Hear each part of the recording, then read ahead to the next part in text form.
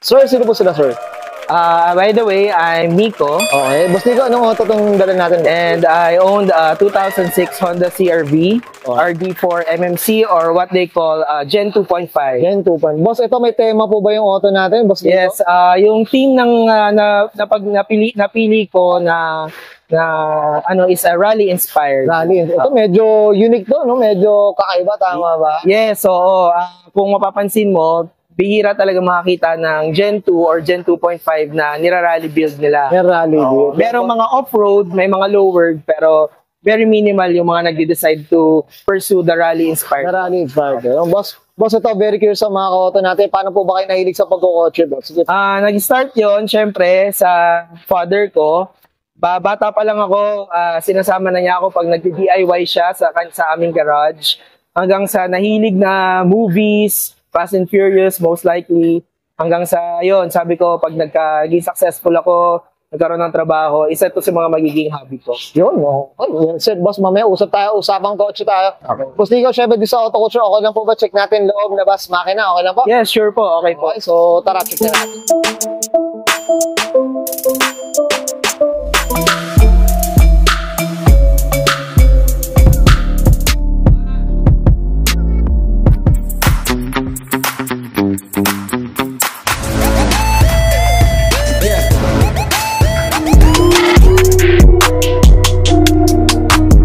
Usapang interior tayo, Boss Nico. Ano meron dito, boss? Sige po. So, most likely, pag makikita nyo, na pure stock lang siya. So, even the head unit, maintain ko ng pure stock. And even the seats, so inalagaan ko lang talaga yung interior para kahit papaano maging fresh siya. Nag-add lang ako ng mga little bit of dashcam and yung ating CAG na monitoring para makita natin lahat ng values. Alas karamihan dito na talaga tumitingin, boss, no? Sa mga CAG na. Yes, kasi nandyan yung fuel pressure, yung water temperature na digital. So lahat yan digital na. Mas accurate siya, boss, no? Yes, we can on it later. Nag-alarm siya. Kasi compared dito, pa siya, needle gauge siya. So, yun, ang isa pa, kinonvert ko yung switch natin from a push button one. So, para lang maiba. So, hindi siya yung the usual na ginagawa. Tsaka ito mga auto, Boss Nico, napansin natin manual to. Yes, manual. So, sobrang bihira. K20, although it's not the Type R1, pero for me, ngayon, nag-enjoy ako. Sa manual. Sarap ang linis mga auto. Kasi nag 2.5 rin tayo pero hindi siya naitanggal sa atin. Okay, Boss Nico, okay na tayo dito sa loob. Okay po. Check natin yung labas naman. Okay lang? Okay po. Sige. Tough, long battery. Tough and long. Exterior tayo, Boss Nico. Ano meron dito, boss? Sige po. Okay, so ang isa sa mga una kong nilagay, syempre para ma-achieve yung rally look, is yung yung ilaw.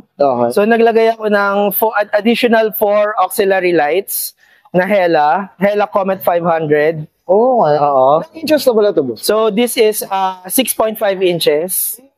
Not that big, pero kasi yung usual kasi talagang yung mga rally na panglaro, malalaki talaga yung mga nila. So, saka 4 to mismo. Yes, 4. Boss, ito, so regarding sa kulay natin, Boss Nico, ano ba? Painted na siya? So, now what's the story? So, this is actually second owner ako.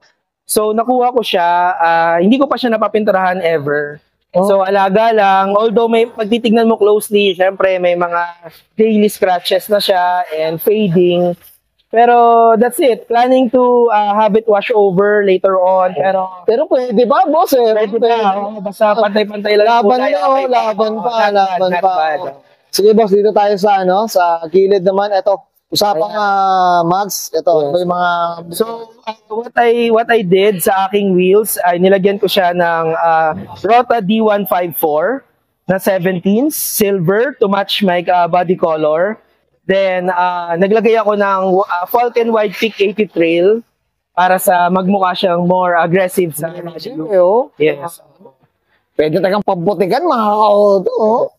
Boss, ito, ano natin? Of course, para ma-meet talaga natin yung ating rally look, rally inspired na sasakyan. Maglalagay tayo ng Red Raid Mad Flaps. Siyempre, shoutout tayo dyan. So, shout out sa Raid. Very, talaga nag-stand out siya kasi silver tapos matches sa red. Yung kagandaan. Tsaka yung kulay talaga, sobrang pulang-pula, boss. Yes. Shoutout tayo dyan sa Raid. Okay. Boss, ito sa gilid, ano ba? May pinalitan ba dito? Sa gilid, the usual tints kasi alam mo naman, pamilyado na. So, para for their privacy. Ano tint niya pala, boss? Ano tint? Yung tint ko is a Nano Pro na 99% heat rejection pero hindi siya na ceramic. Siya ay mirror. Yung mirror finish. Yes, So, okay, ang finish na ito mga ka-auto. Okay, ganda. Sige, boss, dito sa likod, may pinalitan po ba tayo? So, sa likod, dito natin makikita yung mga stickers ng ating mga shops and mga products na nilagay. Okay. So, number 1, si Limitless sa kanyang muffler. So, muffler niya yan. It's a chambered muffler. Okay. Then, yung hard race, yung ating LCA, so nasa ilalim yun, hindi siya makikita. So, LCA, hard race, tsaka camber kit. Grabe.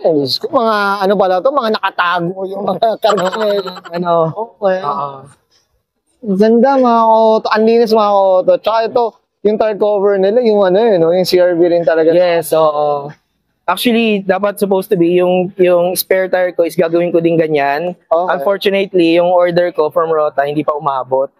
Pero hopefully soon mailagay ko yon para sa boss, ano tayo dyan? Part 2 na natin pag medyo lusog-lusog. magbusog-lusog na. Syempre, work on progress. Work on progress. Ay, ganda ng na ito. Kaya, I'm sure nag-enjoy si Boss Nico dito. Boss Nick, okay na tayo dito sa labas. Okay na tayo. Check natin yung makina naman. Okay po. Sige po. Okay, usapang makina tayo, Boss Nico. Anong meron dito, boss? Sige po. So, as you all know, this is a K20 K-series engine. So, mostly stock siya. Okay. So, wala pa ako masyadong binago internals. Yes, sariwang-sariwa. yan yung aking pangtanggal ng stress pagka weekends para punas-punas. Bumalik ulit sa everyday living, ganyan. Ito, boss, regarding consumption, regarding sa maintenance, kamusta naman, Boss Nico? Okay, so sa maintenance, hindi naman siya ganun kamahal since sa Honda siya. Availability ng parts is readily available. And sa consumption naman ng gas, medyo makonsumo siya. There's a saying or joke namin, inside joke ng mga CRV owners na pag Gen 2 daw or Gen 2.5, ang sakit daw, kusang lumiliko sa gasolinahan. Yun daw ang kanilang joke. Yun talaga. So, ang mga napalitan ko lang dito is naglagay lang ako ng drop-in na KNN filter. So hindi siya makita kasi nasa loob, pero naka-KNN siya sa loob. Then, naka-full aluminum radiator ako with a spoon radiator cap. Tapos, naglagay din ako ng headers with full exhaust. So, mga hindi talaga nakikita yung mga karga na ito. So, pag disilipin mo siya dito, nandiyan makikita mo yung headers niya na stainless. Ayan. Tapos, all throughout, stainless siya hanggang dulo. Yun lang. Sige, okay na tayo dito, boss. Okay. Okay yan, guys. Nakita natin interior, extra engine bay. Siyempre, usapang rally inspired dito kay Boss Nico Rico. Boss Nix, shoutout na tayo, boss. Sige po, go po. Okay, so, first of all, shoutout sa family ko, sa wife ko, sa baby namin ngayon, si Sia, tsaka wife ko, si Emily. Shoutout sa mga friends ko, sa mga tumulong sa akin para mag-inspire na magpatuloy sa track na to. So, shoutout kay Project O, kay Splat Racing, then yung mga kinabit ko, kay Hela, kay Raid, tsaka kay Gemson Electrical sa Banawe. And of course, shoutout pala sa Honda CRV Philippines to make this event possible. And of course, shoutout kay Autoculture. Thank you very much. Maraming salamat for giving the time and napili mo na i-feature tong auto ko. Thank you. Mukhang boss, parang kabisado mo, Boss Nix, Okay, Boss Nix, okay na, boss? Okay na po. Okay, so guys, nga, and Sir Nico Rico, pasok niya 2006, usapang Honda CRV RD4 MMC, usapang rally inspired, and this is Road Trip.